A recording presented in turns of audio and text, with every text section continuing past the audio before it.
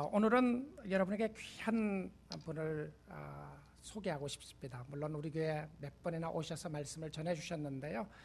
제 사랑하는 믿음의 친구이자 귀한 믿음의 동역자입니다. 오랫동안 오래전부터 이제 동역하고 기도하는 귀한 친구인데요. 지금 파라과이에서 상당히 활동적으로 내셔널 리더로 수고하고 있는 귀한 분인데요. 바로 전임 대통령과 가까이 있는, 그래서 전임 대통령을 그 전에 한국에 모시고 가서 청와대에 들어가서 통역까지 하셨던 분이신데요. 그게 중요한 게 아니고 복음 사역을 위해서 함께 동역할 수 있는 귀한 분이고요. 하나님이 귀하게 쓰시는 분이신데 오늘 우리 교회에서 말씀을 전해주시게 돼서 너무 감사합니다. 여러분 마음을 활짝 여시고요. 귀한 말씀 가운데 은혜가 있으시기를 바랍니다. 우리 목사님 한번 큰 격려 박수로, 환영 박수로 박수하겠습니다. 감사합니다. 여러분 반갑습니다. 저하고 제 아내가 이 뉴라이프 선교교회를 방문할 때마다 느끼는 것은 이 남의 교회가 아니라 여기는 내 고향에 온 것 같다. 마음이 푸근하고요, 평안이 있고 그렇습니다. 어느 분이 교회를 소개해달라 그러면은 이 뉴라이프 교회가 제가 소개할 교회 영순입니다. 안 믿으시네요. 아멘입니까? 제가 2년 전인가요, 제 아내하고 여기에서 이 피스메이커 세미나를 왔습니다. 근데 이 뉴라이프 교회는 피스메이커 세미나만 하는 교회가 아니고 피스메이커 그 자체입니다. 그래서 평강이 있고 평화 있고 참 하나님께서 귀 들어 쓰시는 좋은 교회입니다. 제가 친구지만 존경하는 우리 박영배 목사님, 청년 시절부터 그 제자 훈련에 세상적인 표현을 하지만 미쳤죠. 예수에 미쳤죠. 저는 감당할 수 없는 그런 파워를 가지고 제자 훈련을 하시고 또 교회를 세우시고, 참 교회가 여러분 아시다시피 많이 세속화되어 가고 물질화되어 가고 그렇지 않습니까? 그 가운데서도 어떻게 하면은 건강한 교회로, 어떻게 하면은 성경적인 교회로 세워나갈까 발버둥 치시고 애쓰는 그런 목사님입니다. 그런 목사님을 모시고 계시는 여러분들은 참 행복합니다. 여러분. 아멘이 별로 없네 이 교회는. 어느 미국 선교사님이 한국에 오셔가지고 설교를 하셨는데 한국 목사님이 통역을 하셨습니다. 근데 한참 통역을 하는데 통역이 갑자기 막혔어요. 근데 이 선교사님이 미국식 조크, 농담을 하셨어요. 근데 이 농담이 너무 웃기는 거예요. 근데 이 통역하시는 분은 알아들었는데 한국말로 통역할 방법이 전혀 없는 겁니다. 이 통역하시는 분이 성령 충만했던 것 같아요. 여러분 지금 이 선교사님이 미국식 농담을 엄청나게 재밌게 하셨는데 여러분 다 알아듣신 거 생각하고 배꼽이 불하고 크게 한번 웃어주세요 그랬습니다. 이 교인들이 깔깔깔하고 막 웃었어요. 이 선교사님이 그 웃는 모습을 보고 감동했어요. 이 목사님이 감동을 받으니까 설교가 잘 됐겠습니까? 안 됐겠습니까? 이 설교가요 성령 충만했습니다. 온 교인들이 은혜를 받고 그 교회가, 물론 이 교회는 절대 아니지만 분열이 있었고 사랑이 식어갔고 교회가 쇠퇴기가 왔었는데 서로 웃는 모습을 보다가 교회가 다시 회복이 됐다고 합니다.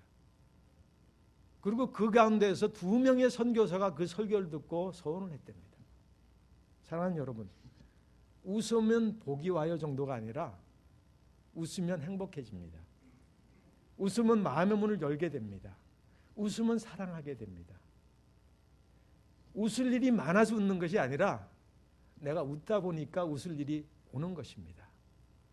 내가 행복할 조건이 많아서 웃는 것이 아니라 자꾸 웃고 웃음의 전도사가 되니까 특별히 우리는 이 말씀이 우리 마음속에 있어서 이 말씀으로 하여금 우리의 삶과 우리 얼굴이 웃음으로 나타날 때 하나님의 복이 세상으로 흘러갈 줄 믿습니다. 저는 뉴라이프 선교교회가 그런 교회인 걸 알고 있기 때문에 저는 박 목사님이 우리에게 오시오 하면은 겸허한 마음으로 순종합니다. 왜냐하면 저는 여러분들을 사랑하고 여러분들의 얼굴을 보면은 일부 때에 우리 찬양하시는 우리 여러분들께서 얼마나 웃으면서 찬양을 하시는지 제가 많이 은혜를 받았습니다. 여러분, 지난주에 좀 슬픈 일이 있었죠. 한국에 세월호의 참사 1주년 아니었습니까? 광화문에서 경찰과 충돌하면서 유족들이 울고, 여러분, 우리의 자녀들이 배 밑에서 침몰을 당했다면 얼마나 가슴이 찢어지겠습니까? 그런데 참으로 어처구니 없는 것은, 너무나 슬픈 것은 그 학생들이 구명조끼를 다 입고 탈출해 나갈 수 있는 시간도 충분히 있었습니다. 그럼에도 불구하고 많은 학생들이 안타깝게 목숨을 잃어갔습니다. 어디선가 그런 소리를 들었습니다. 위로 나가야 사는데 그 자리에 앉아 있으라. 그 자리에 있으라. 이 사고의 원인은 단 한 가지였습니다. 방향의 문제가 있었습니다. 제가 살고 있는 파라과이에서도 비슷한 일이 있었습니다. 큰 대형 슈퍼마켓에서 불이 났어요. 주말이었는데 많은 사람들이 쇼핑 오고 생일 파티를 하고 음식을 먹고 있었는데 주방에서 불이 나기 시작했어요. 연기가 오니까 사람들이 도망치기 시작했습니다. 거의 700~800명 이상 되는 사람들이 뛰기 시작했습니다. 그런데 어디선가 음성이 들려왔어요. 오른쪽으로 가라. 바지알라 데레차. 오른쪽으로 가라. 여러분, 왼쪽으로 가야 비상구가 있고 출입구가 있고 살 길이 있는데 오른쪽으로 가라는, 많은 사람들이 오른쪽으로 갔어요. 무려 450명이라고 하는 사람들이 짧은 5분 10분간의 그 연기에 질식해서 숨을 거두었습니다. 탈출할 시간이 충분했습니다. 탈출구가 있었습니다.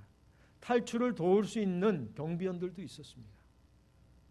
그럼에도 불구하고 방향의 문제예요. 방향을 잘못 잡았기 때문에 목숨을 잃었습니다. 여러분, 성경에도 보면 비슷한 사건이 있었습니다. 이스라엘 백성들이 40년 동안 광야에 있었습니다. 불과 일주일이면 도착할 수 있는 짧은 거리였습니다. 고생됐지만, 덥고 힘들었지만, 물이 좀 부족했지만 그러나 견딜만 했습니다.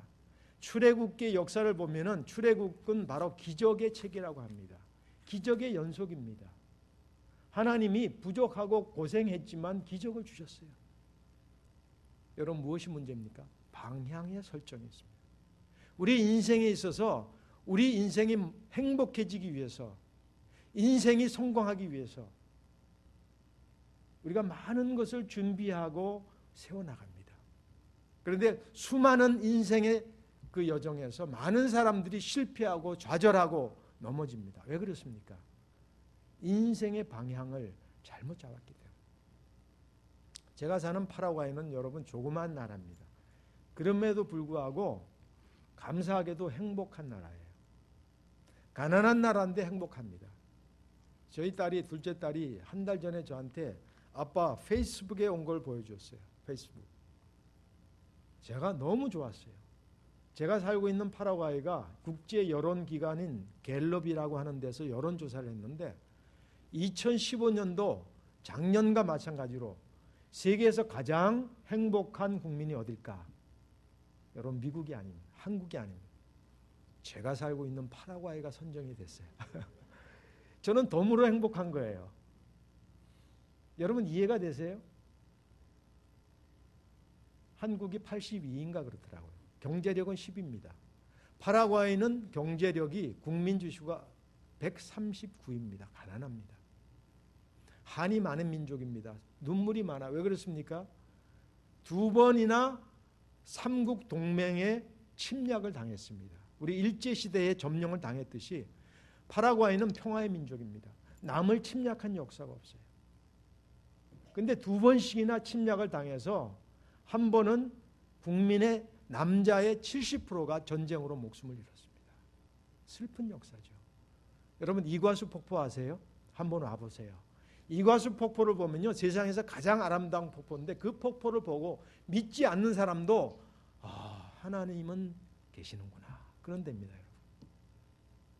그 이과수 폭포가 지금은 브라질 거지만 브라질이 사실 뺏은 겁니다.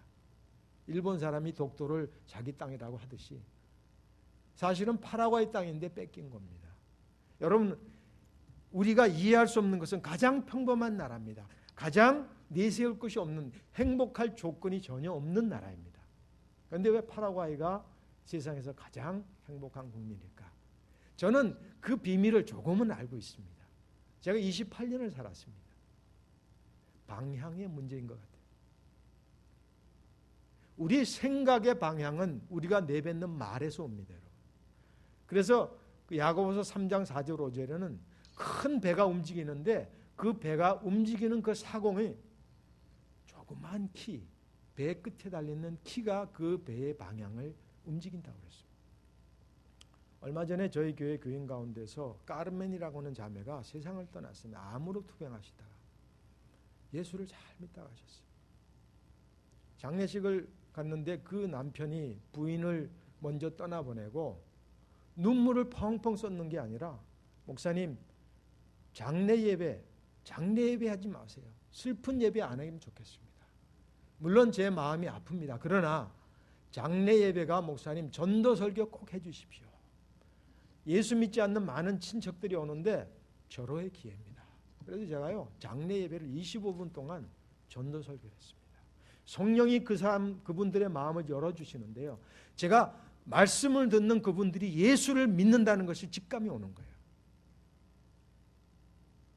예배를 마치고 이분이 인사를 합니다. 여러분, 제가 하나님 앞에 감사할 것이 있습니다.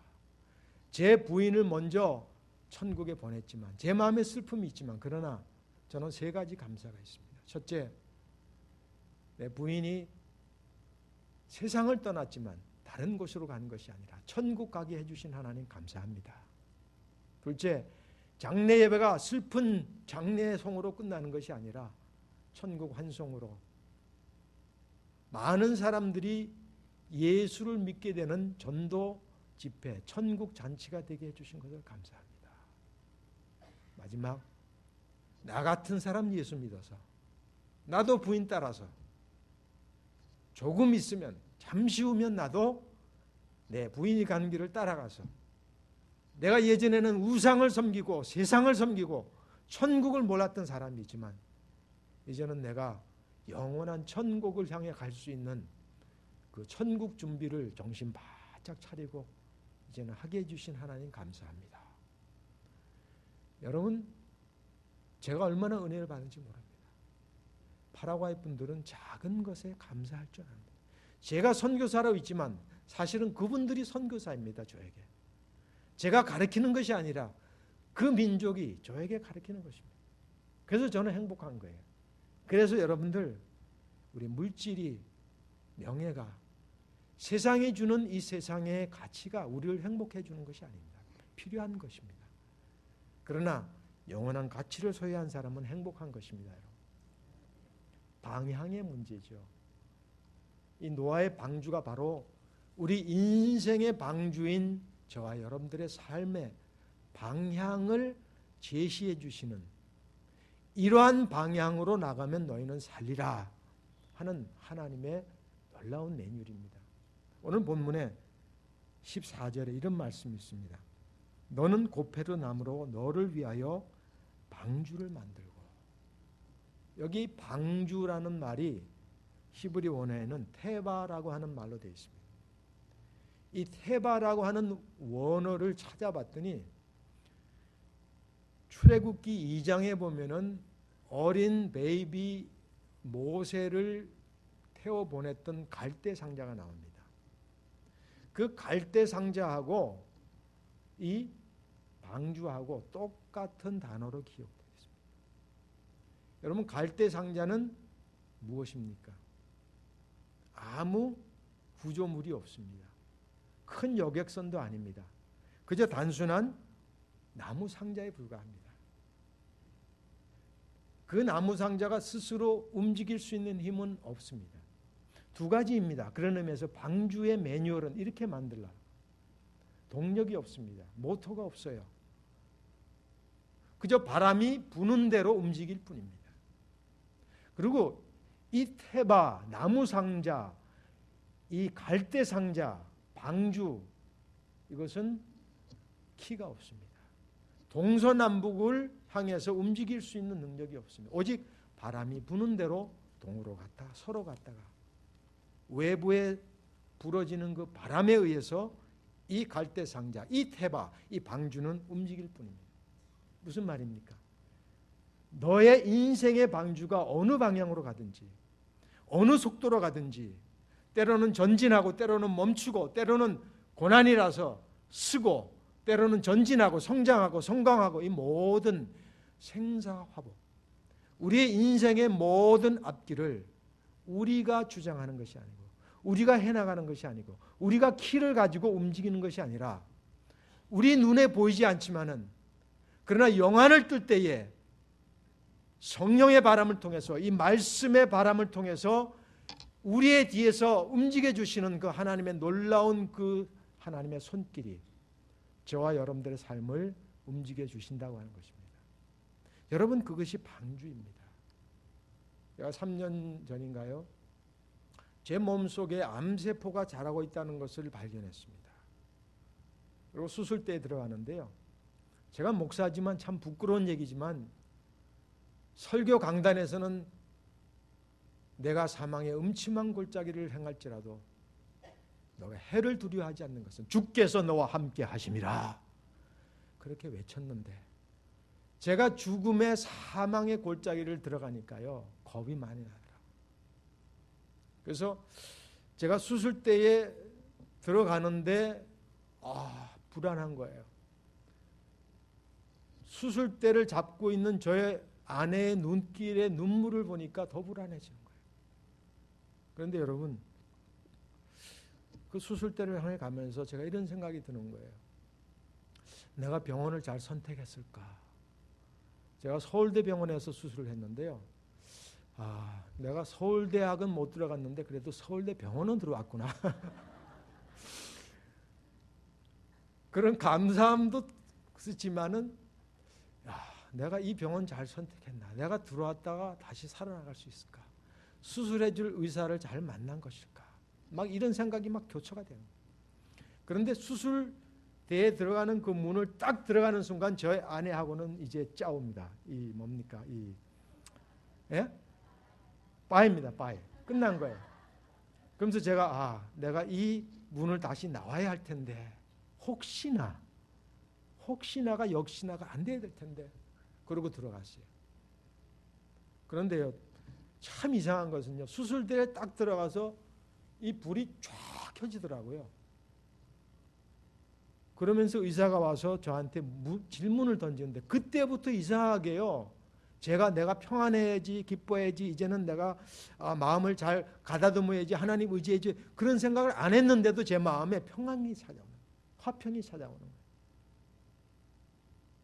제가 그런 농담까지 의사하고 했어요. 의사가 저의 아이덴티티를 다시 확인하기 위해서 성함이 무엇이에요? 조명래입니다. 연세가 어떻게 되세요? 그 질문에 이렇게 대답했어요. 저도 모르게 여유가 생긴 거예요. 제 나이는 5학년이지만 제 마음은 3학년입니다. 의사가 저를 이렇게 보는 거예요. 내가 왜 이렇게 마음이 평안이 있을까? 나중에 곰곰이 생각해 보니까요, 이런 거예요. 이제부터는 내가 초이스가 없다. 그저 전적으로 내가 할 수 있는 일은 아무 일도 없다. 아무것도 내가 이제는 할 수 없다는 겁니다. 오직 의사의 손에 전폭적으로 의지하는 방법밖에 없구나. 포기하는 것이 아니라 이제는 맡기는 일밖에 없다. 아니, 의사의 손이 아니라 의사의 손을 움직이시는 여호와 하나님의 손길인 그 하나님의 손에 내가 전적으로 맡겨야 되겠구나. 그 생각밖에 안 드는 거예요. 여러분, 제가 그 생각을 드니까 마음이 평안이 되는 거죠. 저는 이것을 보면서 이것이 바로 개혁주의 신앙이구나. 이것이 바로 주권, 하나님을 믿는 철저한식. 여러분, 시편 37편 23편에 이런 말씀이 있습니다. 여호와께서 사람의 걸음을 정하시고 그의 길을 기뻐하시나니 그는 넘어지나 아주 엎드려지지 아니하면 여호와 하나님께서 그의 손으로 나를 붙드심이라 그랬습니다. 역경과 고난과 우리 인생의 곤고한 때를 만날 때에 넘어질 수 있습니다. 그러나 아주 엎드려지지 않은 것은 하나님의 주권, 하나님의 붙드심, 하나님이 저희들과 함께 하시는 하나님의 주권을 믿는 전폭적으로 의지하는, 이것이 바로 태바이구나, 이것이 바로 나무 상자와 같은 보잘것없는 내 스스로가 인생의 방향을 도저히 조절할 수 없는 연약한 태바이지만, 그러나 성령의 바람을 통해서, 말씀을 바람에 통해서 나를 주장하시는 그 하나님을 믿는 믿음인 것입니다. 여러분, 저는 축구를 참 좋아합니다. 이 축구 때문에 제가 무릎 수술까지 했는데, 여러분, 파라과이가 세계적으로 축구 강국입니다. 아시죠? 그런데 지난 작년에 브라질에서 있었던 그 월드컵 때에 큰 시련이 있었어요. 파라과이에. 이 두 가지 큰 이변이 있었는데요. 이 주최국인 브라질이 주최국인데도 불구하고 예선 탈락해서 그때 7골이나 비참하게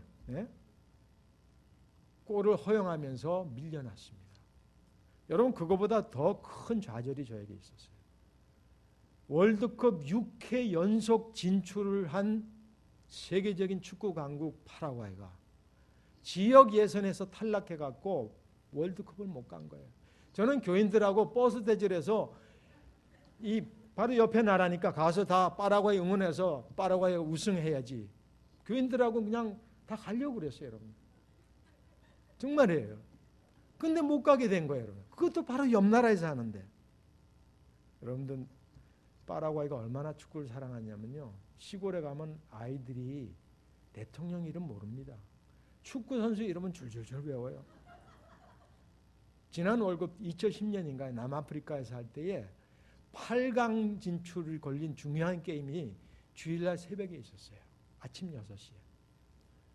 제가 안 되겠더라고요. 여러분, 그때 이 우승 후보인 포르투갈하고 경기가 있는 거예요. 이건 중요한 경기 아니에요. 그래서 제가 여러분, 교회 5시까지 다 오세요. 6시에 경기 스크린 다 해가지고 직접 중계 다 오시니까 여러분, 출석 교인 중에서 99%가 운집한 건 처음이었어요.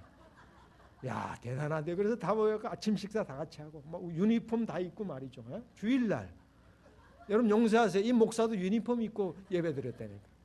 꽉 찼어요. 막 파라과이 응원하는데, 여러분 대단했습니다. 파라과이가 이겼겠어요, 졌겠어요? 졌으면 제가 얘기 안 하죠. 우승 후보인 포르투갈을 1대0으로 이겼어요. 난리가 났어요. 축제가 온 나라가요. 막 이 작은 그 가난한 나라가 막 어깨가 켜지고요. 우리가 뭐 최고라고. 그 예배가 말이죠. 제가 25분 동안 설교를 했는데요. 막 목이 쉬라고 응원하는 바람에 목소리를 안 나갖고 자자. 제가 기침 나와도 아멘, 아멘. 그날 여러분 주일 예배 헌금이 3배로 나왔어요. 3배. 재정 담당하는 집사님, 목사님 매주 월드컵 경기 있으면 좋겠습니다. 여러분, 그런데 이 나라가 월드컵을 못 갔으니 나라가 초상이 났죠. 장사도 안 되고 다 우울증 걸리. 그래서 제가 안 되겠어요. 묵상하다가 하나님 도저히 안 되겠습니다. 제가 라디오 방송을 하는데 전국적으로 한 70만 명이 라디오를 듣습니다. 제가 믿음의 고백을 해야 되겠다. 폭탄 선언을 해야 되겠다. 라디오에 그런 얘기. 여러분, 파라과이가 이번에 월드컵 못 간 것은 성경적입니다. 이건 하나님의 축복입니다. 여러분, 월드컵에도 안식년이 있습니다. 라디오에서요, 큰일 났어요. 이 옆에 아나운서가 이러면 안 되는데 막 댓글이 올라오는데 컴퓨터에 조 목사가 정신 이상이 됐다고, 불난집에 부채질한다고 막 이런 거예요. 큰일 났대요. 제가 그랬습니다. 여러분, 지금은 파라과이 위기가 아닙니다. 파라과이 주신 큰 절대절명의 기회입니다. 절망의 때가 아닙니다.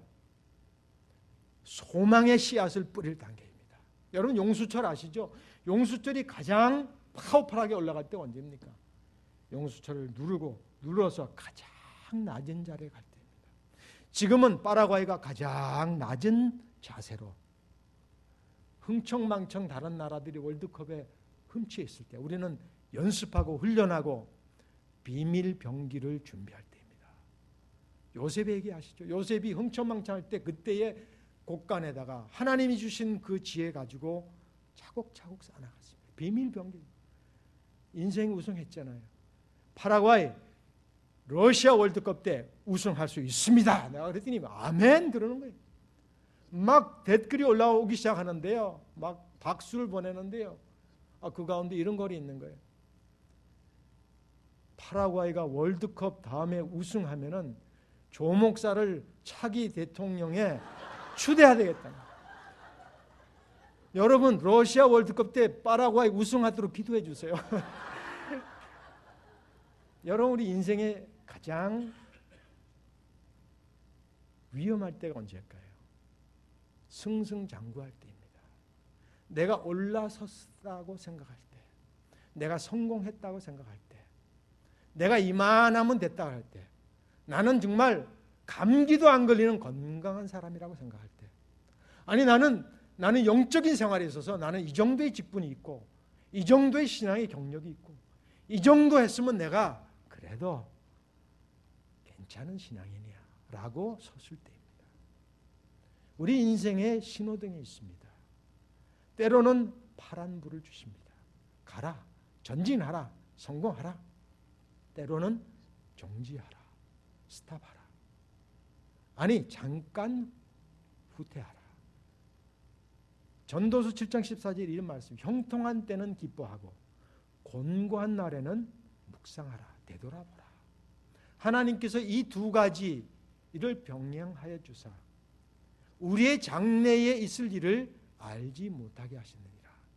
우리의 눈으로는 볼 수 없지만 하나님께서 우리에게 이 테바 나무 상자와 같이 보잘것없고 스스로의 동력이 없고 키가 없지만은 하나님이 주시는 그 놀라운 말씀의 바람을 통해서 우리가 승승장구하시는 것이 아니라 우리가 고난과 고통과 곤고한 날 가운데서도 우리의 삶을 주시는 그 하나님을 만나보라고 하는 것입니다. 여러분, 이 방주에는 창문이 딱 하나 있습니다. 오늘 16절에 이런 말씀이 있어요. 너희는 거기에 창을 내되 위에서부터 한 규빗을 내라. 여러분, 이 한 규빗은 큰 사이즈가 아닙니다. 45cm입니다. 조그마한 창문이 겨우 볼 수 있는. 저런 1, 2, 3층 문은 내지만은 창문은 조그마한 그 천장에 하나하나 달으라고 말씀해요. 여러분, 이 큰 예배당에 창문이 없다면 얼마나 답답하겠습니까?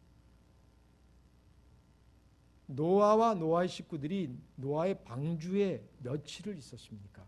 40일이 아니에요. 40일은 비가 쏟아진 날을 의미합니다. 이 계산해 보니까 1년하고 17일을 그 방주 안에 있었어요. 긴 시간입니다. 뭐 호화 여객선을 타고 가는 게 아니죠. 답답했겠죠. 동물들이 막 울고 그러지 않았겠습니까? 뭐 얼마나 시끄러웠겠어요. 뭐 동물들이 먹어야 되니까 동물들이 뭐 셀프 서비스인가요? 이 뭐 그 음식들을 주느라고 얼마나 고생했겠어요. 또 동물들이 그 배설물은 얼마나 억치가 났겠습니까? 그 공간에서 창문조차도 조그만 것을 그것도 천장에 하나만 내라. 그게 하나님 주신 매뉴얼입니다. 노아가 그대로 했습니다. 무슨 말입니까? 네가 옆에 창문이 있다면은 너는 절망할 수밖에 없다는 거예요. 죽은 시신들과 그 무시무시한 홍수의 물이 너에게 괴로움을 주고 두려움을 줄 것이야. 그러나 천장에 조그마한 창문, 하늘의 약속만 바라보라. 하늘의 소망만 쳐다보라. 하늘의 능력만 쳐다보라는 것입니다. 하늘의 소망만 쳐다볼 때에 그 무시무시한 홍수의 물이 다른 사람에게는 나를 죽임을 삼키는 무서운 물이 되지만 그러나 하늘을 쳐다볼 때는 그 물이 무시한 죽음의 물이 아니라 그 방주를 움직이고 방주를 전진하게 하는 하나님의 놀라운 은혜의 물이 된다는 것입니다. 사랑하는 여러분, 바깥 세상을 전혀 볼 수 없는 그런 구조로 만들어요. 우리가 이 세상을 살아가면서 저와 여러분들이 이 세상의 창문을 열어놓고 얼마나 많이 세상의 가치를 쳐다봅니까? 세상에 많은 썩어질 것들을 위해서 우리가 살아라. 제가 섬기는 나라에 하나님께서 요즘에 참 행복한 시간을 주셨어요. 이 복음 전파율이 지금 11%에 달하고 있습니다. 개신교의 비율이. 그런데 지난 95년 동안 4%를 주셨어요. 너무너무 성장이 안 됐죠. 그런데 지난 한 7년, 8년 동안에 지난 95년 동안 성장했던 거에 배를 주셨어요. 지금 11%에 도달하고 있습니다. 전직 대통령이었던 니카놀 형제가 대통령이 당선이 되고 큰 위기에 도착했는데 이 형제가 파라과이 역사상 처음 개신교 신자입니다. 로만 캐톨릭이 거의 90% 아닙니까, 여러분? 하나님이 주신 하나님의 선물이죠. 내 대통령이 되고 가장 큰 위기에 봉착했습니다. 파라과이의 모든 사람들이 12월 8일이 되면 순례를 향합니다. 마치 이슬람 교도들이 메카를 향해서 순례하듯이 12월 8일은 까꾸페 날이라고 온 국민들과 또 특별히 정치인들, 대통령, 장관들은 의무적으로 헌법적인 일입니다. 가야 됩니다. 이 우상을 메고 마리아상, 성상을 메고 갑니다. 어떤 분들은 12월 8일이 제일 더운 날이거든. 한 105도, 110도 됩니다. 거기다 휴미까지 얼마나 덥습니까? 이 아스팔트에다가 계란을 깨면요, 계란이 막 익을 정도로 더워요. 어떤 분들 심한 분들은 신발을 벗고 가시를 찌르고 내 죄 사함을 위해서 나의 행위로 구원을 얻기 위해서 여러분 그래서 행진을 하는 거예요. 50km를. 그런데 신앙 양심상 니카놀 형제가 그렇게 할 수 없는 거예요. 그래서 언론에 그래서 나는 까꾸페를 향해 갈 수 없습니다.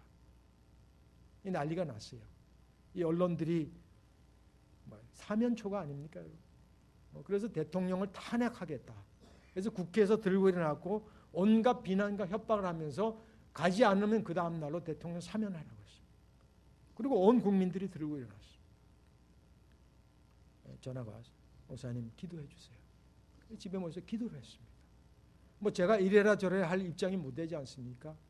단 한 가지, 하나님 니카놀 형제에게 하늘의 지혜를 주시옵소서. 니카놀 형제에게 세상의 창문이 아니라 하늘의 창문을 보게 해 주시옵소서. 그 다음 주에 기자들 앞에 그렇게 했어요. 저는 우상 앞에 절할 수 없습니다. 까꾸페를 향해서 전진할 수 없습니다. 왜?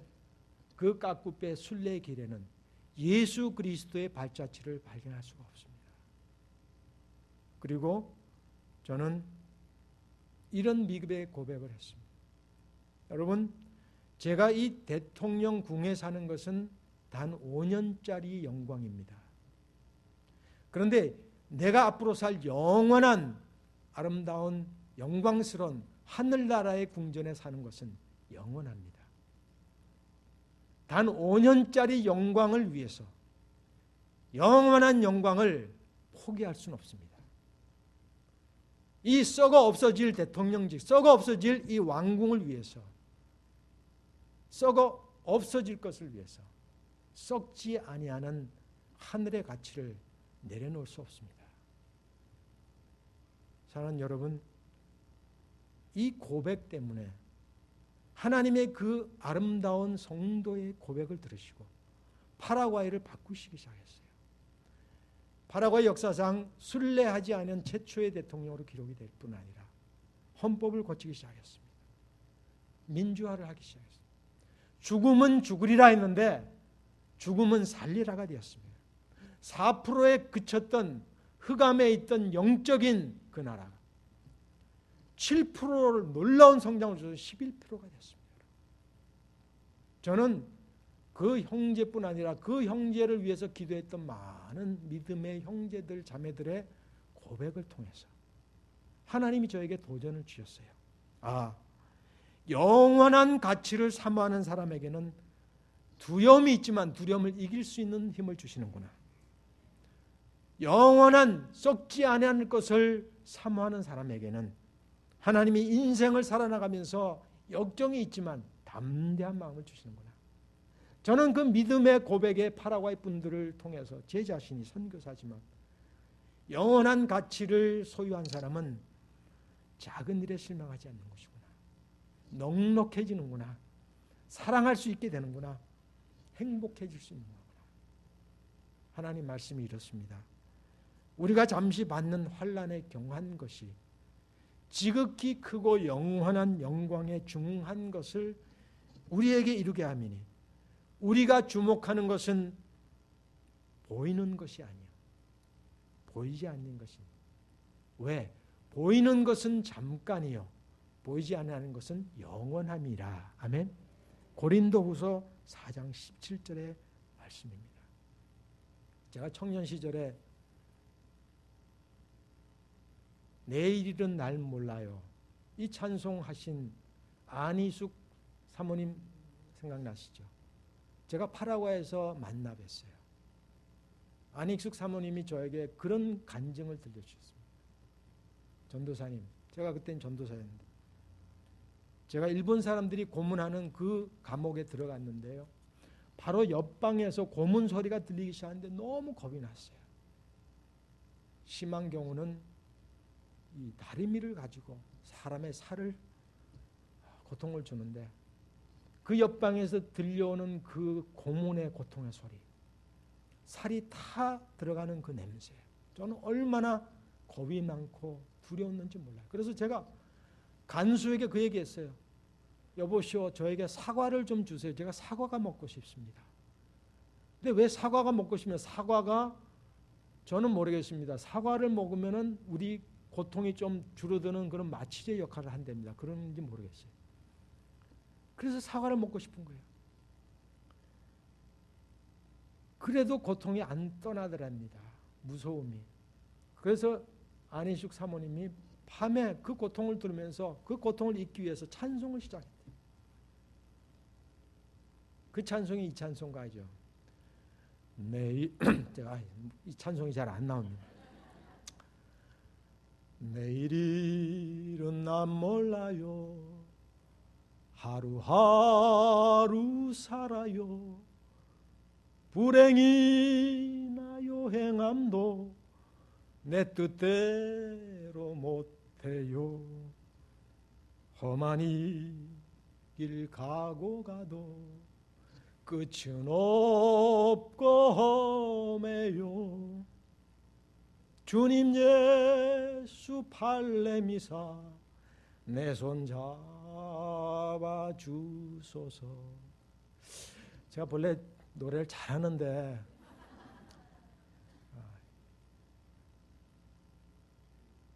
이 찬송을 하니까 사과를 먹은 것이 아니라 정말 영적인 진통제가 돼서 내 마음이 확 화평이 오는 거예요. 그러면서 이 찬송을 하면서 전사님 제 마음에 그런 생각이, 어떻게 저렇게 심하게 고문을 받고 살이 찢으면서도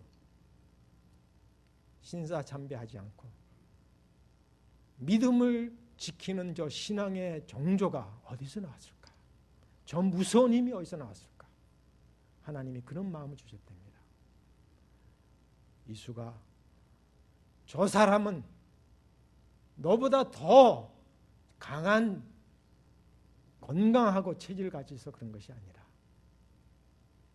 저 사람은 이미 너보다 훨씬 더 하늘의 영광의 가치를 미리 맛보았기 때문이다. 하늘의 영광을 미리 맛보았기 때문에 저 사람은 저것을 이길 수 있는 것이다. 저는 그 간증을 듣고 얼마나 부끄럽고 감사하고 도전을 받았는지 모릅니다. 제가 어릴 때 말이죠. 여러분 보셨는지 모르지만은 주기철 목사님 영화를 봤어요. 그 영화를 보고 얼마나 울고 그랬는지 모르죠. 여러분도 다 보셨죠. 못 이를 걸어가시는 거 주기철 목사님. 저는 어린 생각에 그렇게 생각했어요. 주기철 목사님의 발바닥은 우리하고 다른 줄 알았어요. 슈퍼맨인 줄 알았어요. 그 못을 걸은 그 주기철의 목사님의 발에는 이 말발굽처럼 뭐가 달려있는 줄 알았어요. 근데 그게 아니었더라고요. 그분이 못 일을 도저히 우리가 할 수 있는 일을 했던 것은 그분의 힘이 아니었고 이미 하늘의 영광을 맛본 그분에게 하나님께서 못 이를 걸어가실 수 있는 힘과 능력을 주셨기 때문에. 사랑하는 여러분, 우리가 이 방주를 건설하기 위해서 얼마나 애를 씁니까? 믿음의 방주를 세우죠. 우리들의 자녀의 방주를 세우지 않습니까? 우리 건강의 방주를 세우려고 얼마나 노력합니까? 건강 프로그램 많이 보시죠. 저도 많이 봤습니다. 어떻게 하면은 물질과 사업의 방주를 세우려고 얼마나 애쓰고 노력합니까? 교회 성장의 방주를 세우려고 얼마나 노력합니까? 그런데요, 방주는 태바입니다. 나무 상자입니다. 이 방주에 홍수가 물이 들이치면 얼마나 그 나무 상자 속으로 물이 스며들겠습니까? 완전한 것이 아니라 임시적인 것이죠. 불안정한 것이죠. 잠시 있다 없어질 종이배와 같은 것입니다. 그것이 저와 여러분의 인생이요 태바입니다. 그런데 오늘 중요한 말씀이 있어요. 오늘 14절의 말씀에 방주를 만들고 그 안에 칸들을 막고 역청을 그 안팎에 칠하라. 여러분, 이 역청을 칠하라고 했어요. 이 역청은 구약 성경에 카타르라고 하는 동사에서 유래가 됐습니다. 그런데 이 카타르는 바로 출애굽기 30장 10절에 보니까 속죄하다. 역대하 30장 18절에 보니까 사함을 주었다. 사했다, 속죄하다. 이 무슨 말입니까? 예수 그리스도의 보혈의 피가 우리의 죄를 속했다. 우리를 사해 주셨다. 카타르. 이것이 바로 역청입니다. 우리 인생의 방주, 그 나무 상자, 스며드는 홍수의 많은 역경과 고난과 믿음을 저버리는 것과 하나님께 불순종하는 것과 세상 세속적인 것과 세상의 가치에 주목되는 것과 이 모든 홍수의 물들이 스며들 때 역청을 칠하라. 예수 그리스도의 보혈의 피로 너의 인생의 방주를 칠하라는 것입니다. 그러면 완전한 구원, 완전한 보호하심, 완전한 소망, 완전한 능력, 완전한 확신, 완전한 인생의 여정이 된다고 하십니다. 사랑하는 여러분, 지금 한국교회는 좀 위기에 있습니다. 한국교회에 세 가지가 없다고 하면 산무가 있다고 합니다. 첫째는 신뢰도가 없다고 합니다. 개신교의 신뢰도가 18%입니다. 82%는 내가 교회 나가는 이 사람 아니고 저 사람을 보면은 나는 교회 나가고 싶지 않다. 이겁니다, 여러분. 불교나 천주교보다 훨씬 낫습니다. 두 번째 없는 것이 있습니다. 청소년들과 주일학교가 없다는 것입니다. 세 번째는 새 신자가 없습니다. 새로 예수 믿는 전도가 잘 안 된다는 것입니다. 어디에 문제가 있습니까? 한국 교회가 태바가 아니라 나무 상자가 아니라 이것은 저에게 해당돼 여러분에 해당되는 말은 아닙니다. 태바가 아니라 호화스러운 여객선을 만들고 있다는 것입니다.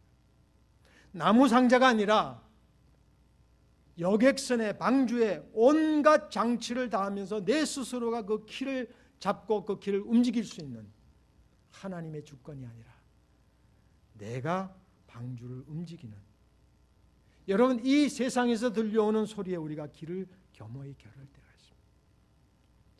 세상에 복받는 일에 너무 집중하고 있습니다. 교회가 너무 우리의 속사람을 가꾸기보다는 겉사람에 주목하고 있습니다. 하늘의 가치보다는 세상의 가치에 포커스를 맞추고 있습니다. 저를 비롯해서 많은 성도들의 삶이 하늘의 가치보다는 땅의 가치에 눈에 보이는 가치 때문에 하늘에 보이지 않는 영원 썩지 않을 가치를 망각하고 있다는 것입니다. 우리는 이제 십자가로 돌아가야 합니다. 그리스도의 보혈로 돌아가야 합니다. 예수 그리스도가 십자가에 죽으신 십자가의 그 은혜와 긍휼과 사랑과 능력으로 돌아가야 합니다. 방주는 나무 조각입니다. 태바입니다. 아무 능력이 없습니다. 그러나 썩어질 것입니다. 그러나 그 방주를 주신 것은 그 방주를 볼 때마다 앞으로 오실 예수 그리스도, 나무 태바로 지은 보잘것없는 나무로 지은 데 돌아가신 그 예수 그리스도를 미리 방주를 통해서 보여주시는 십자가의 예표가 되는 것입니다. 그 십자가의 나무는 없어질, 썩어질 것이지만 십자가에 죽으신 예수 그리스도께서는 부활하셔서 생명이 되시고 죄를 사하시고 회복을 주시고 소망을 주시는, 그래서 성경은 이렇게 말씀하십니다. 십자가는 미련한 자에게는 멸망을 줄 것이요 그러나 구원을 우리에게 주시는 우리에게는 하나님의 능력이 됨이라. 사랑하는 여러분, 여러분의 방주가 어디 있습니까? 저의 방주가 어디 있습니까? 오늘날 우리의 교회의 방주가 어디 있습니까? 이제는 우리 교회가 회복이 되고 전도의 왕성한 그 놀라운 테스티몬을 다시 회복하고 우리의 가정들과 우리의 자녀들과 우리의 삶이 다시 노아에게 주셨던 방주의 매뉴얼을 따라서 예수 그리스도가 방주의 키를 지시는 선장이 되시고 하늘로만 소망을 주는 영적인 창을 우리 마음속에 뚫고 하늘을 바라보면서 얼마나 역경과 고난과 시련과 건강의 어려움이 많은 이때 하늘을 소망을 두고 역청 예수 그리스도의 보혈만이 우리의 방주의 그 틈새를 쏘는 세상의 많은 세속적인 잘못된 세상의 가치가 쳐들고 들어올 때에 보혈 예수 그리스도의 피로 칠해져서 우리 인생이 여정이 천국에 달하는 그날까지 행복하고 감사하고 이 방주를 통해서 많은 사람들이 나도 저 방주에 올라타야 되겠다라고 하는 우리의 삶의 테스티모니가 저와 여러분들의 삶에 가득 차서 우리 뉴일라이프 교회가 행복해지고 더 복음으로 성장하고 여러분들의 가정이 주님 앞에 더 행복해지는 놀라운 이 은혜가 있기를 주님의 이름으로 축원합니다.